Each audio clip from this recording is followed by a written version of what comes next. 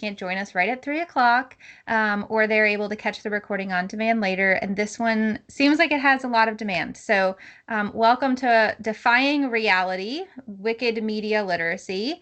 I am Molly Holloman. I'm the school library consultant, and I am joined today by my friend Sabrina. Do you want to introduce yourself? I'm Sabrina Seigelman, E-rate coordinator, or nope, sorry, state school connectivity coordinator at DPI. Excellent. We love hmm some title changes. We And do. we have to give a big shout out to our friend Meredith, who is the Northeast Regional Consultant and is very This much is the final a call for lot. Annabelle. Muting. There we go. So she is put a lot of heart and thought into this as well. She just couldn't join us live, so we give her a big shout out. And when we talk about things that Meredith contributed to, just know that she is here and with us in spirit as well. Quick poll. Will you tell us in the chat if you joined us for this at NCSLMA conference? So we presented the Wicked Media Literacy in person there. It would be helpful to know who might have heard that. It's great if you did. But if not, we have fresh content and we're going to cover some of that content. So it's kind of a blend, but it will help us to know how many of you got a chance to see that live. And if you kind of just are joining us too, just know that we love for folks to use the chat. So join us in there as well. So great. I'm glad that a couple of you, I think this is new for the most part. So we will slowly go through some of the parts. Don't worry, we won't rush too much, but we'll catch you up on some of the concept of this and then bring some new content. So those of you that might have seen some of it before, we'll make sure to get that covered. So this is us. We already gave Meredith a little shout out as well, but we harnessed our characters. We felt like we did a little asking ChatGPT about what you know about us, what character would we be, and so this sorted out. Nobody had to fight over who gets to be who. Our AIs told us who we are. So this is kind of in case you're wondering how we align the characters. This is us, and Very just shocking to those that know us, but exactly. So we're going to get started just kind of again running you through this what we started at NCSLMA and then wanted to grow from here. So one thing I want to start with, yeah, Sabrina. you asked me a really hard question. Can I ask you a really hard question first Yeah. before you get started? Yep. I think that to really set everybody else up for what we're going to do today, I want you, this is going to be hard for you. I want you to tell us one thing that made you believe something online recently that you found out wasn't quite true. That's and now that we're recording, I don't know that I want to tell you which one made me laugh, but I will tell you if you've seen it. It made the rounds right before Halloween, but those were the it was costumes at the nursing home. They were hilarious. One lady taped wine to the upper part of her chest. That's what I'm going to tell you. And then we had a Spice Girl. They were hilarious. I definitely shared one of them. The wine one was the one that I shared because I thought it was hilarious. Turns out they were AI. They were AI. These sweet older people at a nursing home.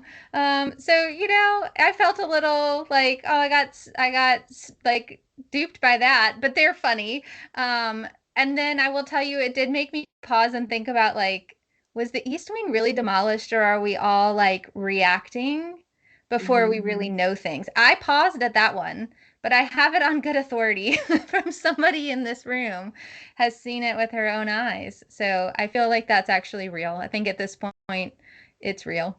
It really is scary how much AI has changed like my initial reaction to things. I'm having to pause and be like, wait a second, is this real? Mm-hmm. Yeah. Yeah, I I do too. And it's funny that other people thought the same thing about the Halloween costumes. So there we go.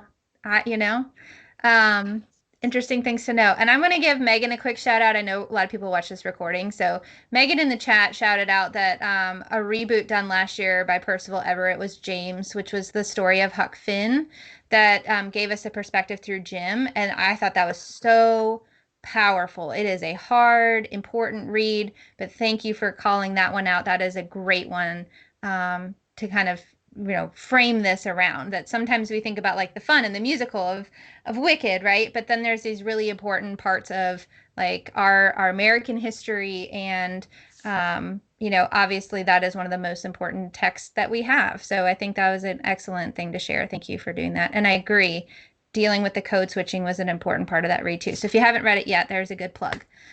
Um, Okay, so let's also do this. But while we're showing you poor Dorothy and her legs are just ginormous on your screen right now, and that's on purpose. Because The Wizard of Oz really does give you this big perspective, right? And we didn't really challenge it until we flipped things around with Wicked. So before we do that, we're going to run really quick through like why Wicked, why now, and why are we talking about it with librarians? So Sabrina, do you want to explain why Wicked? Yeah. So Wicked is literally a story about propaganda, perspective, questioning authority. Like the entire plot is the official story that you all heard is wrong. Here's what really happened. So it's totally media literacy wrapped in a musical. What's not to love? Yeah. And we thought that this was a really good time to do it because Media Literacy Week was actually last week, the end of October, and Wicked comes out later in November. So we sandwiched this right in between because we know that millions of people are going to go watch this movie, including many of your students, and you can help them like have a critical eye and to be aware of how media literacy kind of like comes to life on the screen and how important it is that we bring those lessons back into our everyday life. So Sabrina, why librarians? Well, who else? Right. Right? They are the keepers of media literacy, and they they're already the ones that students go to help find the truth. They are the truth keepers. They show them how to evaluate sources, navigating information of all kinds. Um, and this is, I mean, I was going to say it's the next frontier, but it's not. No. It's just a Right. frontier, and librarians Right. already know how to navigate it. Hmm. They've got the skills, they've got the stories to do it. Like, who else is better positioned? Agreed. So we're going to run you through, like I said, a couple things that we shared at the conference, including how to use Wicked and some other stories to teach things like emotional manipulation and propaganda and controlling the narrative. We're going to talk about quick activities you can implement like right away, like that don't need a whole lot of programming and prep to be able to do. And then we're also going to talk about how stories are like doorways into some actual real world critical thinking.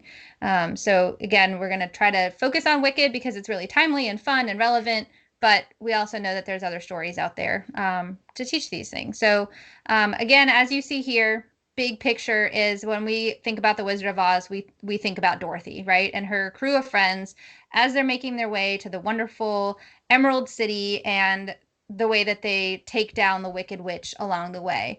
And then Wicked reframes what? I just have to, as an alphabet ally, I'm just gonna have to say, I'm gonna have to call you out because you had a little alphabet microaggression a while back that you didn't even catch. You literally said, poor Dorothy, with her legs just giant on the screen, and completely ignored Alphaba's sneer and yellow teeth. Well, And that's a little rude. emotional manipulation. I'm trying to tell you who this the real hero here. Um, but that is a really good kind of leaning into, but there's truth to that, right? And we're going to talk a little bit about appearances in a second, but there's truth to the fact that the appearances plays a huge role in both Wicked and The Wizard of Oz, right? Here's like this innocent young Dorothy, right, who is coming from Kansas and is kind of, just plucking along, but meanwhile, you have this wicked witch with her green skin and her giant nose and all the things, right? And I was using, because I'm a librarian, I was using a free sourced image and not a copyrighted image. So there's that too. Okay, Sabrina. um, So, really we think about this, like framing the narrative is a big part of why Wicked works the way that it does and why it's part of media literacy, because do have to pull back that curtain, and have students really think about who is telling the story. And I think this is a great example, but so is Huck Finn and James, right? Reframing the story by who gets to tell it, is a perfect example. And then who benefits from that version of the story and who is left out. We say these things all the time when we talk about media literacy, but I think when you give it something really specific, and like Sabrina just said, like when you have like a side to pick, I'm team Elphaba, or I'm team Glinda, or I'm team, whatever. Edward. Yep. Like there's more buy-in in that. And I think that this is a really good way to kind of see that. And then also to think about the source behind the story. Like can you really blame Dorothy if she was only given one side of the story? But she also wasn't taught how to question it. So these are some, really important parts of framing the narrative. One of the things too is kind of asking students to think about something like this, right? So emotional manipulation is another big part of both propaganda, which is what we see here, as well as media literacy. And so when you see this poster of Elphaba at the beginning of the movie or of the show, it's kind of an important piece of the puzzle, right? Because when we jump back in time and Glinda starts with her childhood and gives some more backstory, this is not the person we see, right? We actually don't see this through Act One at all.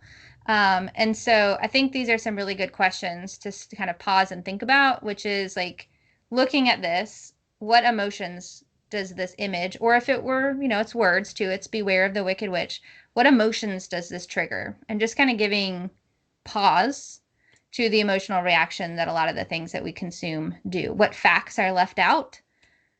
Who benefits from believing this? And are there, like, what techniques here make this convincing? Anyone have emotional reactions to this? You're welcome to put them in the chat.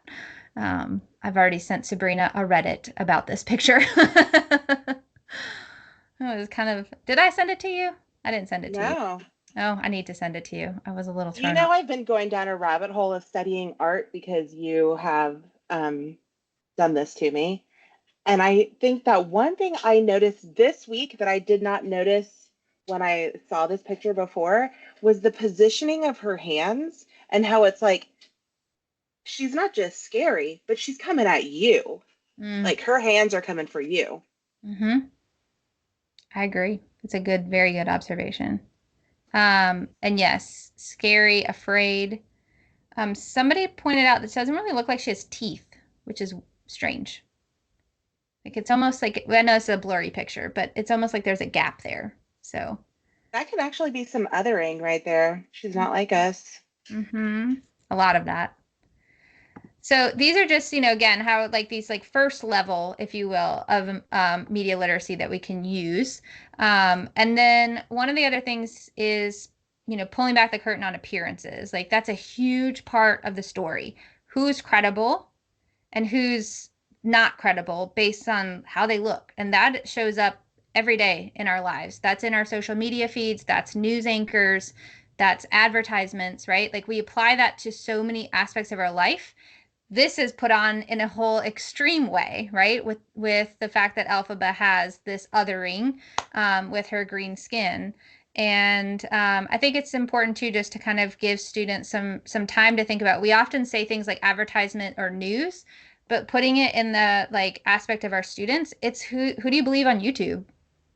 And the influencer aspect and how polished they are because they're camera ready does not mean that they're qualified to give you a diagnosis or a label, right? Like, but that's what they believe. That's, all it takes is an embroidered name on a white coat to say, well, the doctor said da da da da da.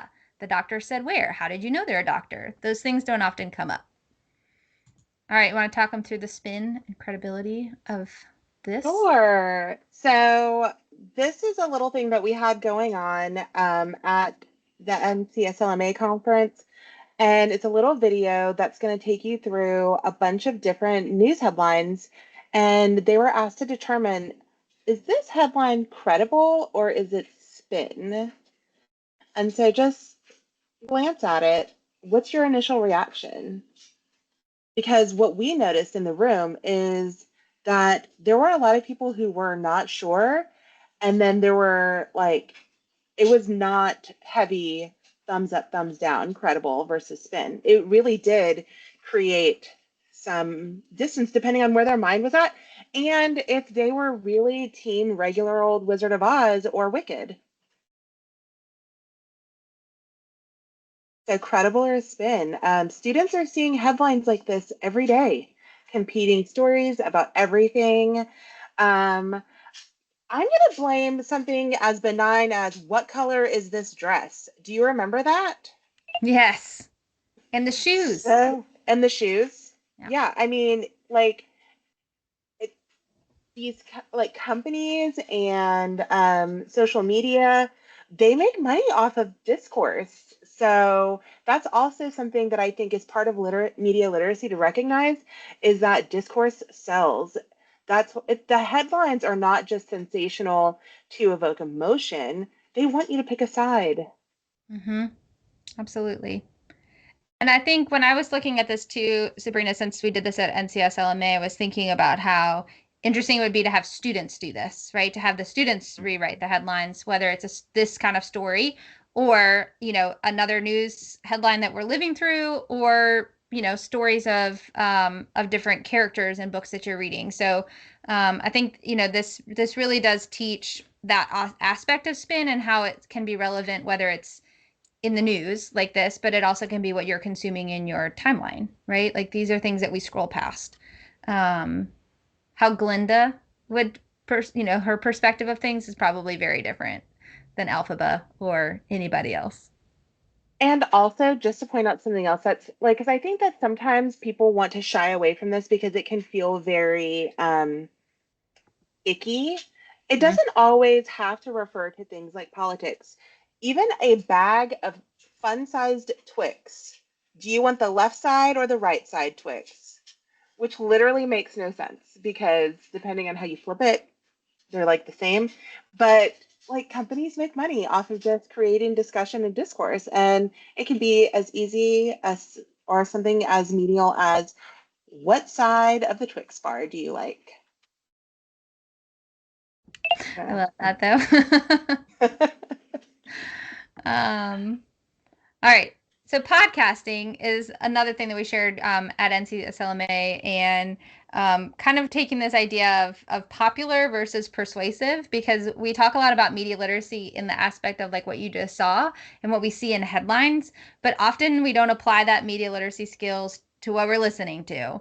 Um, and I think, again, there's a lot of podcasts out there, and we just kind of jump to a credibility because of the fact that they have a lot of followers, or because we recognize the name, and that popularity does not always mean truth, right? And they are casual conversations, right? A lot of them are very, fun and interview, and whether we're talking sports or pop culture or politics, like a lot of it is around conversation. But the truth is that they do shape opinion. They also spread narratives that are as powerful as news outlets can, and sometimes in some ways even more powerful because of that influence factor. So I think it's just important to kind of remember that we should be applying that media literacy lens when we're listening as much as when we're consuming things with our eyes. So we shared this at NCSLMA. You have a link in your agenda if you would like to listen to the short podcast that Meredith made for us. So she used Notebook LM to create a podcast. I'm not going to play it for you right now, but basically, it sounds like an influencer. It sounds like a podcaster, and she's just running through some headlines and giving perspective on what's happening in the Emerald City and some of the drama and is Dorothy a hero or is she a thief? And so, there's kind of all of that framing that happens. But I really think it's kind of helpful to think about the same things that we apply when we're saying, like, are you consuming this news headline? Do you know the source? Do you know who created it? What lens are you applying to it? And what lens are they applying to it? We need to do that when we're listening to things too. Um, YouTubers, podcasters, whatever. And so we use Notebook LM to create this, but you also have a link in your agenda with the source information that Meredith created. So she actually took those images that you just saw of fictitious news sources and that Sabrina made with ChatGPT. So she took those headlines and then made like a whole document of, who wrote it, what's the headline, what was the source. I love that she gets even into like the funding, like what funding goes into these news sources, who wrote it, what's their background, and then what's the lens that goes into it. So this was like her brain just exploded in terms of how this, and I totally agree, the funding part of it is huge, and I thought that was kind of interesting. And the more you think about that with the podcast that you might listen to, you might be surprised. Again, not like, I think there's some persuasion there, but it's just really interesting to think how people have the platforms that they have, and that there's a reason people are funneling millions of dollars into influencers to run podcasts. And I think of even shows like Dancing with the Stars. They have a huge podcast following. People watch this show, they follow them on social media, and then they go listen to behind the scenes podcast of it, right? And so, not getting into funding with all that, but it's just interesting to think about that it obviously they wouldn't put money into it and have that platform if it wasn't a powerful platform to have. Thank you, Shannon, for some of your contributions in the chat about like in social studies that students should trace down the source, right? And getting to the money, getting to, where is this really coming from? And so that's something that Meredith put into with this podcast as well. It's really fun to listen to. Highly, highly recommend. It was really cool. Came Anything? out way better than we could imagine, honestly. Yeah.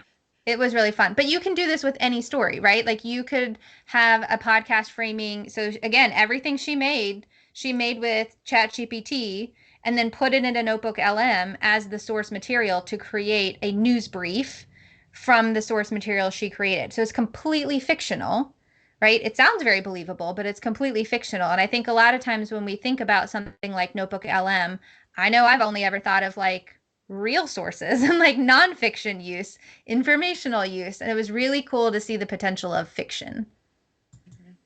You want to talk about our dancing Sure. through? Yeah.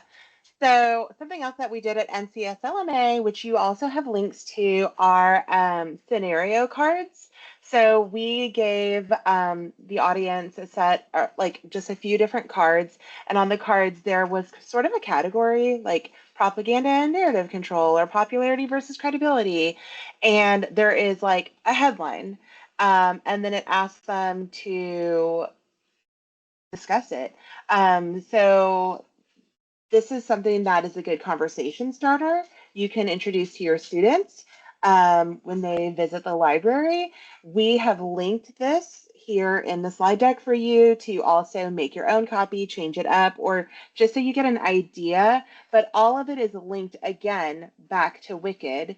And going back to the Notebook LM, like those, I mean, we geeked out, and Meredith totally geeked out. You can see from everything that she made in there, but those are things you can get your students to make. And then it would be really cool to see, like, how is your class leaning, right?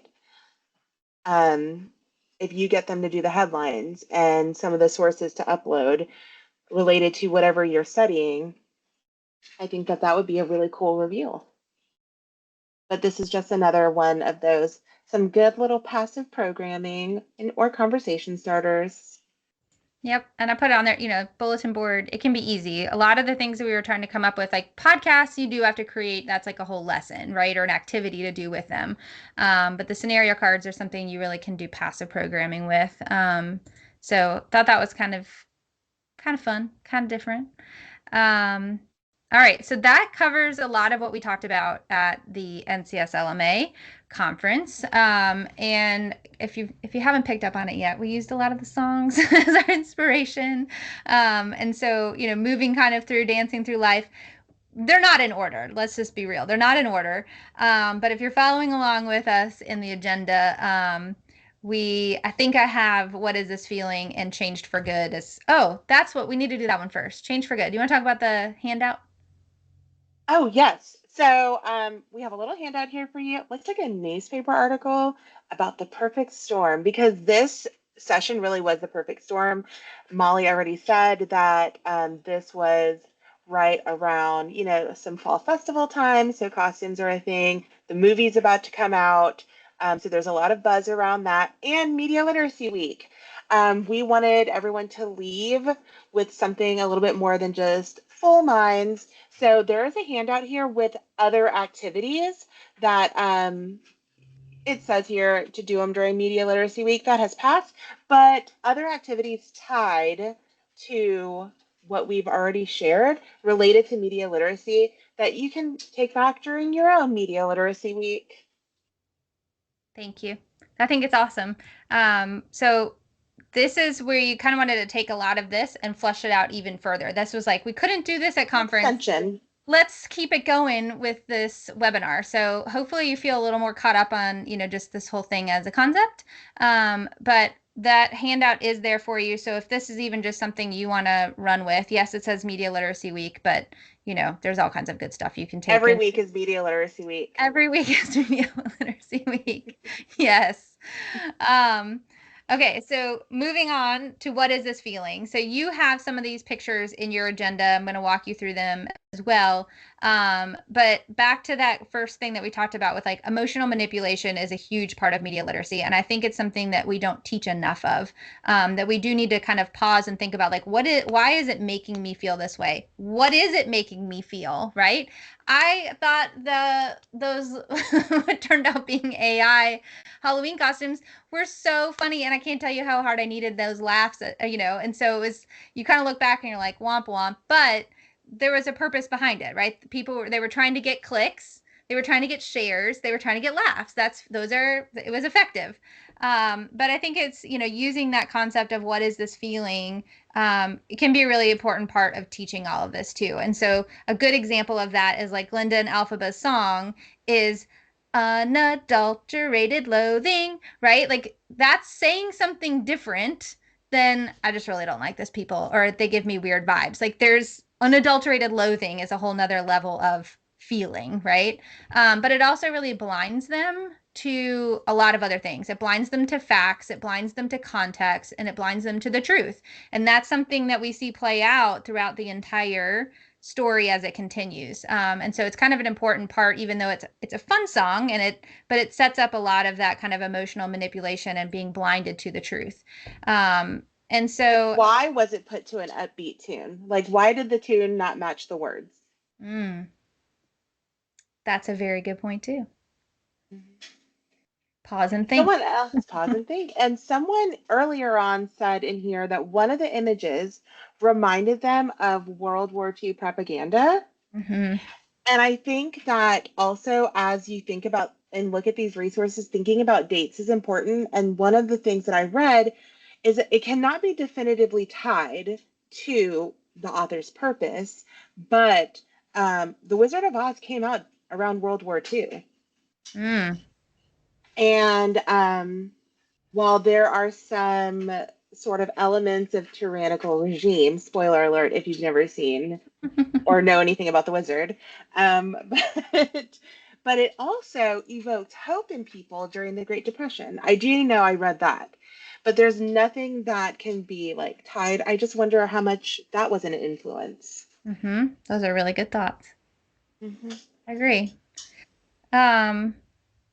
And to the point in the chat, yes, sometimes it's so you're not really paying attention to the words and you're just singing it because it's really catchy, right? And that is where you are right, that sometimes it can be highly inappropriate, but catchy. And that's how it gets in our brains and kind of sticks there. And I think just sometimes it's that pause between feeling and acting. And I love that these things are coming through the chat about there's a lot of double meaning in certain things. And the song Blurred Lines is another, there's a lot of songs that I can come to. I'm like, wow, that's what we're singing about, but it is catchy. So yes, it's kind of an important thing. And like, this is what we found has happened. Like, as soon as you start talking about it, the like domino effect of where else do I see da da da da da, right? So important things to kind of get students also to pause and think about. And that feelings aren't always clear information. Feelings point to something, but it doesn't always point to facts, and it doesn't always point to truth. And so I think that those are some important things to pause. A lot of times too, we think of like when we're teaching media literacy, we focus a lot on headlines or clickbait because that's what we've been teaching now for 15, 20, 30 years. But there's other forms of media our students consume, like YouTube channels and social media feeds, and that also has a lot of emotional manipulation, right? So let me show you what I mean. Instead of a headline, which is what we just showed, that credible spin, this might be something that you would scroll upon if you were in Oz, right? So what is this feeling? What emotion does this trigger if you see this picture and it says that a green menace has arrived at Shiz? And you can use the chat. Let us know how you feel about it. Unnatural student raises safety concerns among parents. Oh, yeah. Someone says that it's all or nothing. Everything has to feel like a doomsday. Mm-hmm. That's why we call it doom scrolling. Mm. Mm-hmm.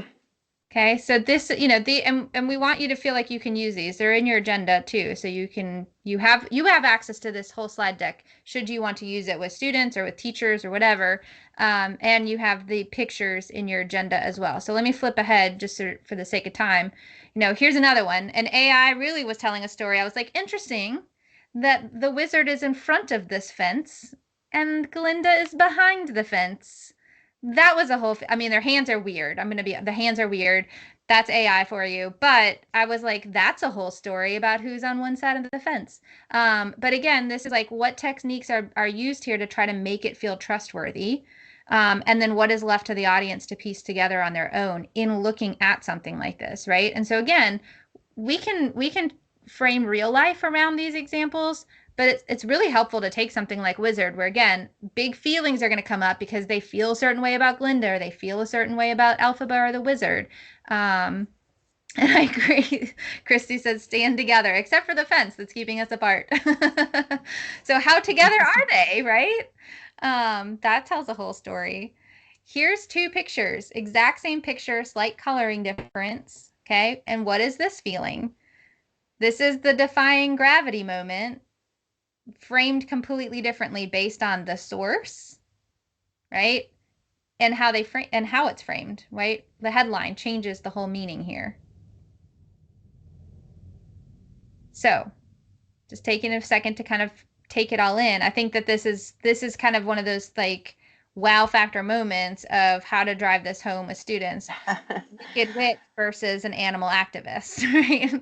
The Oz Animals Underground lobbying company obviously paid for the one on the right. Yes. Yes. Yes, Emerald City was not there for the animal activism. They were not in on that. Um, okay, so I had some thoughts about this. I know Sabrina has some thoughts. We want to hear. Yes, Sarah says that kids could use Adobe Express to create something like that. That's what we're hoping for, to get you kind of thinking like what might the students, what their role might be in this. So are there any other stories that are coming to mind for you for how we might play with like that emotional manipulation, narrative framing? I was thinking Romeo and Juliet could be an interesting one. Yes, Hunger Games. Harry Potter's already been thrown out there. This is a real picture from history. This is Paul Revere made this.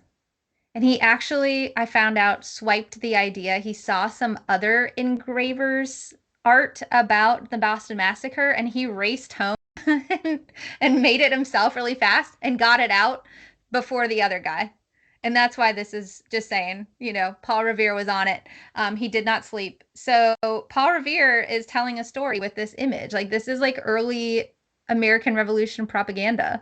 But at the same time, there's something to be said about why the redcoats are all standing up and they kind of look like mindless. And then, here are the victims all over the place. But it tells a really interesting story. And you have a link to, if this is something you want to think about or share. It's part of media literacy, and it goes all the way. We can show the modern social media feeds, but we can also show how this word spread in Boston to spark the revolution. It's really kind of an interesting parallel. Sabrina, you want me to flip so you can? Yes, Okay. I'm very excited. So, we've talked about other stories. We're going to do a little activity. We're going to walk through some doors to see other potential ways to frame emotional manipulation, narrative framing with other classics because it's not all about Wicked. You all know already that I'm a Wiz fan, so enough chat about the Wickeds. Um, we have here some doors, some famous doors, and a little hint. I'd like for you to think. We're playing like a little, can you guess which popular or well-known stories did these come from? And we'll start with this one, this slide right here. The first door, a doorway that looks ordinary until you step through and you feel a sudden chill. Or a door that belongs to someone with quite a reputation, depending on who you may ask. A very small door that leads to a very big secret hidden that is beneath the surface. Anybody have any guesses what stories these could have come from? All right, Narnia was a guess. All right, all right. Let's see. Let's see if your guesses are correct. Flip it. There it is, the reveal. The first one was The Chronicles of Narnia. The White Witch uses emotional manipulation and propaganda to control Narnia. It helps students to question persuasive messaging and examines who benefits from the narrative. The second one was The True Story of the Three Little Pigs. Someone wrote about that in the chat. It's the retelling, shows how dramatically a story can change depending on the narrator. The wolf was innocent, y'all. And then this is a like throwback from my childhood, one that really stuck with me. Mrs. Frisbee and the Rats of Nim. Nim reveals the power that comes from withholding information and controlling knowledge. So those are three potential stories. I feel like they're classics, but we have more. Let's keep going. Here's three more doors, friends. The first one is a door that opens into the wildest place of all. Any middle school teachers in the house? You know that one's true. Sometimes what's behind the door isn't the problem, it's actually what people think that they're seeing. And the third door takes you to a place, if you're ready for clues, puzzles, riddles, and an ultimate library adventure. Flip it. I was ashamed I didn't get that last one when I looked through yours because I love. Yeah. Diary of a Wimpy Kid. Wonder and escape from, this is a whole debate on itself. Mr. Lamancella's library or Limoncello. I don't know. Don't Is it even. limoncello? Yeah. I am team. I love that the Weston game was thrown out there. That's a really good one. Oh yeah. That could be a really good one as well. Yep. Yeah. So again, more potential lessons here. With I think more modern stories. Greg is an unreliable narrator. He frames events to suit his own image because You know he's a what? middle You know, schooler. Belly Conklin, unreliable narrator. Oh, don't even get Get us into that with your. started. That is a whole can of worms. I'm Our just gonna say brought to you by our Conrad or else. that the Keebler elves. We will bring Keebler elves for Sarah to that conversation. Okay, Augie's story and wonder shows how appearances influence assumptions, and then the escape. The characters must evaluate clues and sources to solve problems. It makes the story a really good entry point for teaching credibility. We also have another set of doors, our last set of doors, I think. Let's go, flip it. This barrier keeps some people in and others out, and the truth is actually somewhere in between. And then a forgotten door, locked for years, hiding a world that's been waiting to be found. Another one is step inside. You may find that words can really save a life. Let's see. We've got some guesses. Secret Garden, Tuck Everlasting. So actually, the Hunger Games, which someone asked earlier or mentioned earlier, Secret Garden and Charlotte's Web. Hunger Games is such an obvious one. The Capitol using propaganda and censorship. So that's a good one. Secret Garden, it's all about hidden truths and stories that have been forgotten or suppressed. Um, you can get your students to really talk about or questioning surface level explanations. And then Charlotte's Web, messages being carefully crafted, influencing public opinion. Oh, Chick-fil-A is big time on that one with the eat more chicken. Yes, it is. Right. Yes, it So, is. Um, but how cool would this be to just have up like on a bulletin board for your students? mhm. All the different doors. It'll definitely get them talking. Yep. And I thought all these were so creative, and now we have even more to do in the I chat. know. Yep. It's so fun. Yep. Okay. Um, so in some of the examples that we were talking about, I looked up the Crucible, and I had to just like show you all this because I was like, oh, this right here is just enough to spark conversation about this is a very popular play that's read in school. And which one of these covers do you think most people use? And I think, I would guess it's the white cap because it's the least like, you know? But that's where emotional manipulation, the shock appeal, the visualization of these things is really powerful. I agree. It might be that middle one as well. However, people might have issues with, you I mean, like, I know that you and I talked about this. That right one really freaks me out. The dangling hands, I hate that so much. Like, that gives me nightmares. I'm gonna cover it up on my screen. And yeah, then I'll take that. and But then I'm like, it's obviously the white powerful. cap, but the white cap is really giving me handmaids vibes, and Yeah. now I'm really freaked out by that one. So, I Okay, I'll don't just change know. it. I'll change it. But I just wanted to, it drove the point across that like it can even be the book covers, right? The fact that new book covers come out. The Weston game was a great example, right? That's not it's not as, new of a book, but they put new covers on it and then the kids want to read it because it has a new cover. And so that's a powerful story too. You Um, heard it here, folks. Judge a book by its cover. Yes. And Shannon says, I just want to like pause for this too. Like, what a wonderful world if we took 10 minutes a day to read aloud to students and 5 minutes for media literacy. What a wonderful world it could be. It's true. Like, really, it can just be. And we really wanted to get to the point of like, it can really be anything, right? It can be pausing and looking at the different book covers of the novel set that you have. Like that's a powerful lesson and can be a 5 or 10 minute media literacy lesson in conversation. It doesn't have to be the smoke and mirrors that goes into being the wonderful Wizard of Oz in your library. So these are fast ones. And if we're talking about a lot of things, but on your agenda, you have something called extras. And if you click on that one, you should have a whole lot of other sub tabs on it. Every single one of these songs we've talked about gives you even more things. So if we move past something too fast here towards the end, just know that you've got these ideas and even more to kind of run with. We don't think you'll do them all. Certainly nobody could. This is years of programming we're providing in a 1 hour webinar. But it was too fun not to share and just to know something's going to resonate with different people. Um, Can we hold some space for the most recent comment that yes. but let's hold some space for blonde-haired Anne of Green Gables. I just make it make sense. I know. She was not blonde. That's all we're gonna say. She was just not blonde. Very basic reading can just tell you that she was not blonde. So for wonderful, I'm gonna skip these and just tell you the really cool fact that I needed to be reminded of in doing this, which was in the original Oz book, the Emerald City was an emerald. All of the people that lived there wore green lensed glasses to make the world look green.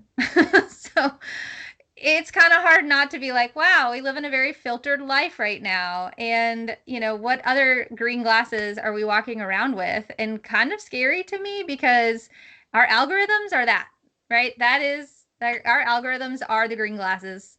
And that's really cool. I'm glad that somebody else knew this. Megan knew it. Megan is here because she is, I think, the bigger wizard, Wizard of Oz / Wicked fan than us. And she should just take over. But I it's did true. not know this. Yeah. Yep. So that's the bias of which they see. And like, hello, we're all getting ready to like, everyone's talking about the AI, right? Yes, blue and red are the glasses people are walking around with right now. It's really interesting. Rose-colored glasses. Mm, that's your Glinda view. Yeah, it's really interesting to think about. But I'm thinking like if we all start wearing AI lenses, right? If we all really start wearing AI lenses, how is that going to change the way we actually see the world? It's a little scary to think about. It's a little scary to think about. All right. Well, we're down to kind of our last few minutes, but the concept behind wonderful, and that actually was like, how do you question that charismatic authority, right? Like, there's a whole lot you can do with that. President Snow in the Hunger Games obviously comes to mind. But switching to kind of like our last topic is no one mourns the wicked, and thinking a little bit about how do we shift from being like media literacy consumers to that critical creator side as well. And so thinking back to that spin versus credible that Sabrina was talking about, how might the students be the ones to write the headlines? Right? That could be a really interesting challenge for them, and giving them that reframing, giving them different people to frame, or saying your funding source is, and see where they go with it, right? And getting them to really think about what goes behind the scenes, to what we are presented as consumers. Or just again, captioning the image can be just as powerful as writing the headline. Another fun one might be character court, and having them kind of debate, is this a hero or a villain? They have to have evidence-based arguments, so that's a really great way to teach debate and perspective taking and empathy. And then also the fact that you have different roles, right? Students would have to play different roles in order to make that whole thing happen. But it could be like a really fun and engaging way to do so. Any thoughts on that, or am I good to go? You're good. We're on a tangent now about character court. That's fine. You can. That's what the chat is for. um, but again, part of Wicked is like getting that last word. And so up until, from when The Wizard of Oz came out until Wicked was written, somebody else got the last word, right? And now instead we get Elphaba's last word, or at least we do at the end of Act One. And so it could be really interesting to kind of show, like, that song itself really does show how society does seal the story before hearing every voice. Like, that's what No One Mourns the Wicked is supposed to make you feel a little uncomfortable, to be like, but wait, there's more to the story. We're about to find out. And so, thinking about what other characters might get the last word, and this could be like, I had way too much fun thinking about this. So like Toto, there's a lot going on. Toto pulled the curtain string, that was really Toto's job. And so why does Dorothy get the credit? Like, that could be a whole fun conversation. And then we talked about the animal rights, right? So having one of the professors, for example, talk about the truth and what happens. And, that's kind of an interesting thing to get into as well. So there's all kinds. We're going to run out of time if I do them all, but you really can challenge a lot of those like villains. So whether it's, I know like Goldilocks or the Three Little Pigs are one that people often go to in the Big Bad Wolf, but stepping a little further outside, like, what about Captain Hook? Captain Hook got his head, his hand was chewed off. Like, no wonder he has a grudge against Peter Pan. Poor Medusa. That happened to her. Now everyone's scared of her, and she's this villain. She didn't ask for this. So it could be kind of fun just to get students to kind of challenge those perspectives. In your document, you've got like a big list of all of these challenged, who gets the last word. So these are just a few to kind of get you thinking, whether it's the classics and things that students are reading, or pop culture like Harry Potter, or both Darth Vader and Kylo Ren. Their whole thing was what happens when redemption comes too late.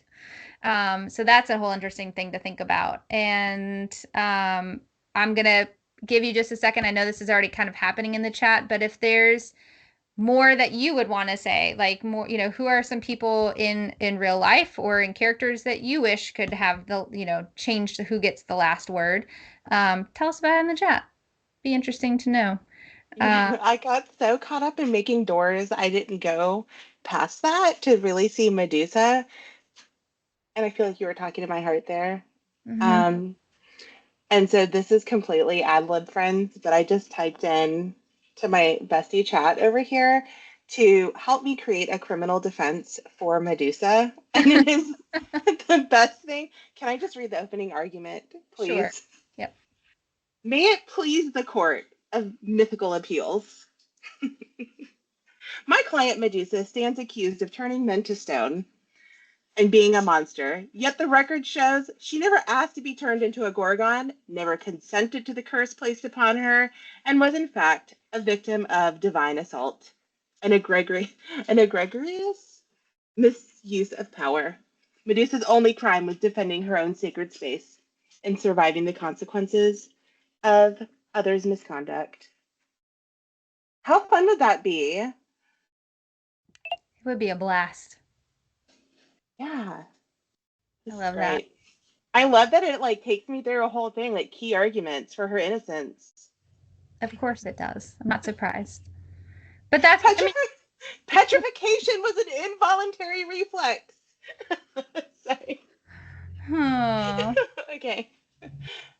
All right, I I'm done. But That was this fun. this is what the last 6 months since we talked about this idea, it has literally looked like this, where we have had so much fun walking down, like, what if it was this? What I mean, I'm totally looking at Hamilton differently now. I'm not going to lie to you. It was like I've always felt like the thing that worked so well with it was that we got Aaron Burr's story, that he wasn't just the villain, that there was like, this is wicked. It's wicked, Aaron who? but but Aaron Burr. So, again, I think it's fun to just kind of think about, like, what is, like, even if it's a micro story, and that's what both of these quotes are, right? Like, this could be Aaron Burr being like, I just wanted to be in the room where it happened, or history wrote me in the margin, then blame me for the ink, right? So that would be like the micro storytelling of, like, how would you ask your students to tell another part of the truth, right? Or tell the truth from somebody else's perspective. Um, we have to talk about Hunger Games. It got brought up a couple times. If you have not yet read Sunrise and the Reaping, you're going to go watch Wicked 2 and you're going to read this book and you're going to be like, all I'm going to teach for the rest of the year is media literacy, because that's how it's going to make you feel.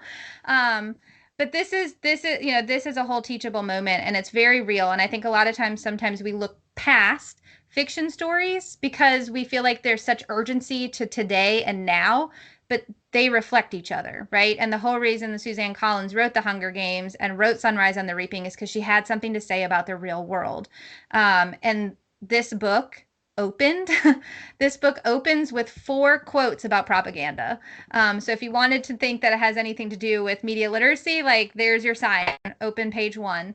So, getting students to really think a little bit about access to information, whether it is scarcity like it is in the district, or if it's so saturated like it is in the capital, that, like, it kind of, right, it brings down the sensitivity to it. And that's the whole point, and I think that's very real in what we're living in right now as well. And so I think that's an important thing to think about. There is all kinds of things in your agenda. In the extras, there's even one called Pan Am/Hunger Games. Okay, so if that's something that you want to go down, I think that could be a whole nother one. We're now going to have Pan Am, and we're going to have The Summer I Turned Pretty and Unreliable Narrators. Um, but I see this being, a reflection of the algorithms that are designed to keep us continuing to look. It's competing narratives on literally every single issue that's out there. It's spectacle that distracts from substance, and it's systems that benefit from our attention.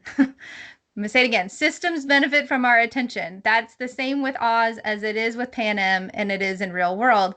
And so, in my little, like, flurry of writing notes about this, it came out, give them Katniss, because our students need Katniss and they need Elphaba, and they need those characters who know how to question and they know how to resist these systems, and also to see through the performance. And I think that's a really important part of what media literacy is about. It's not just learning it, it's actually doing it, right? It's putting it into practice. And then the last story we have for you before we send you off in our last couple minutes, I told you it was going to be hard to fit it in an hour, but I feel like we did a pretty good job. We're almost there. um, this can be elementary too. I know there's a lot of things as an elementary librarian, like Wicked might be a little too high for some of my students, or might not be what they're watching yet. Certainly into Hunger Games, some yes, some most no. But you can apply a lot of these things to something like The Day the Crayons Quit, because this is about telling different perspectives, right? And it's all about each character having their own complaints about their life as a crayon and how they're used. And what if you only had one of their letters, right? That would influence the way that you take in the whole story. So there is, activities and things that you can do to apply this to something as simple as a picture book. And there's a couple other picture books that are mentioned as well. Sabrina, anything to say? No, you lost me. I lost you because I'm Um, talking about picture books. no, I'm like rabbit holing Greek mythology now. I'm Ugh, sorry. this is what happens, but that's It's a okay. whole that's a whole unit in itself. My goodness. It really is. And once, we can do this again when the next season of Percy Jackson comes out because that's another whole nother thing. But I see this one as could be like Wicked for the crayon box, right? It could be really fun to just do this one activity. And I know a lot of you probably already have the cute little costumes. A lot of people and a lot of elementary teachers dress up like the crayons. So just saying, it could be a whole thing. All right, you want to take us home? Okay. All right. Um, so you've already mentioned all of the different things that they could do. Um, yeah. So I mean, I guess I don't know. What's left to say, Molly? Well, just back to the doors. The fact that a lot Yeah. of times stories are doors, and so we've used that analogy. But now I'm like, are stories doors or are they just mirrors? It's both. You They're walk. doors and mirrors. I know. I That's know. right. Yeah. So this is kind Uh, of a, kind of a quick little show of, some of the things I know we've talked about a lot of these things. mirrored doors. We're in the 80s. Mirror We're in the doors. 80s. Mirrored Yes, doors. perfect. But That's it.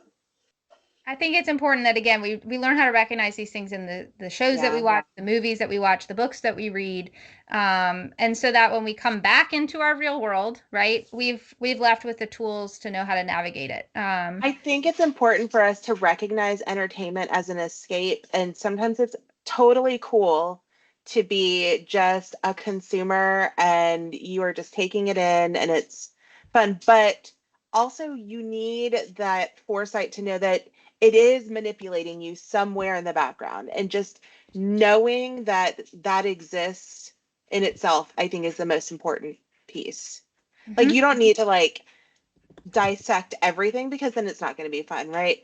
But you have to know that like what you are consuming does take a toll. Like, and I think our students need to recognize that you are whatever you are consuming, you it may not actively be changing your brain chemistry or but there is some reasoning behind there and it may be subconscious. Mhm. Absolutely. And I think, again, back to kind of closing with our wicked idea is that, it is entertainment a lot of times, but it's also practice, it's preparation. Um, and, there's the real life is we're going to encounter wizards who give us really simple solutions. We're going to see Elphabas who are considered villains because they tell the truth. And that Glindas sometimes want to be popular, but sometimes principle will win out. And that's, it's an important lessons that we can learn and see here whether it's real life or on our screens or in our feeds.